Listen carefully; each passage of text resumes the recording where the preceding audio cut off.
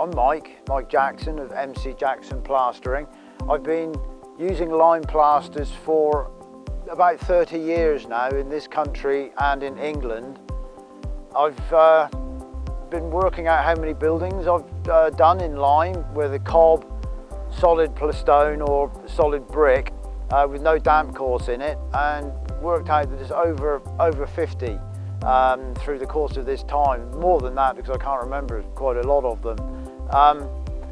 Basically, the reason we use lime on this sort of property is because it's porous. It allows moisture to flow in and out through it. It's also soft, which is necessary for this type of cob, also for solid brick and for the stone, because these properties move and flex, and because lime is an autogenous material, e.g. it heals itself as moisture sets onto it. It's a wonderful material for flexing with the buildings.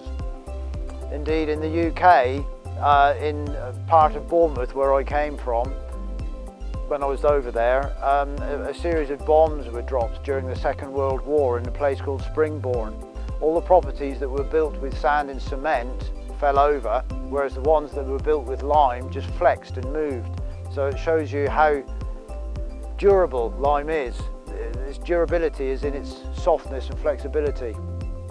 The reason why we use lime on cob buildings is because the moisture has to flow through the lime into the cob. Moisture is a very important part of a cob building because it's the moisture that helps the cob stay together as a mass. And if you use cement for any reason with plastering these things, they just fall apart because the cement will not allow moisture to go through into the wall. Both the inside and the outside has to be plastered in lime to allow the wall to breathe, so that the moisture will come out of it and go into it on a rainy days and evaporate on a dry day. 75% of the moisture evaporates externally on the dry day, and 25% evaporates internally. You should never put cement with a non-hydraulic lime putty-based limes like this, because it will destroy itself after about 20 years, which is what we found in the UK. Indeed, we found over a period of time from when the lime was lost, the knowledge of lime was lost, that buildings used to fall apart when they were plastered with sand and cement, because as the building flexed, the sand and cement would crack. Microscopic and macroscopic cracks would appear, allowing moisture into it, but not allowing it to evaporate. So initially, you had a barrier to stopping moisture going into the wall, which would cause it to dry out and become weak. Then the microscopic and macroscopic cracks would appear, trapping the moisture in that would go into the wall through capillary action, but it wasn't able to soak through it, and it wouldn't be able to soak out, so it used to soak down to the bottom of the wall, and eventually the bottom of the wall would reach the saturation point, and all of these tons of material would then push down on this wet mud and the whole wall would fall down. On many occasions that's happened in the UK.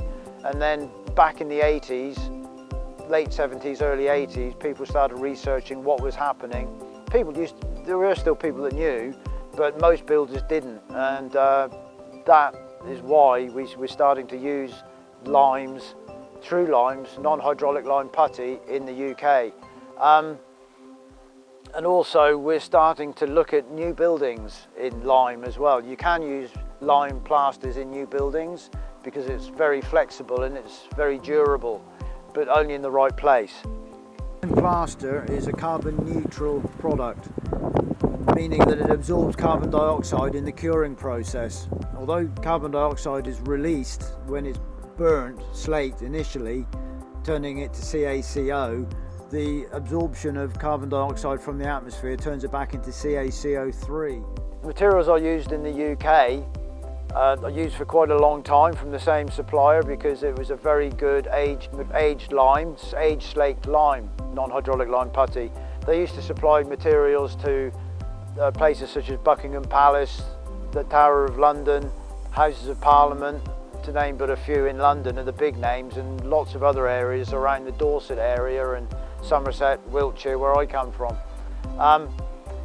Over here, before, as people got to know that I did this sort of plastering, I found difficult to find a supplier, and eventually I found Scott Searle of Stratacote.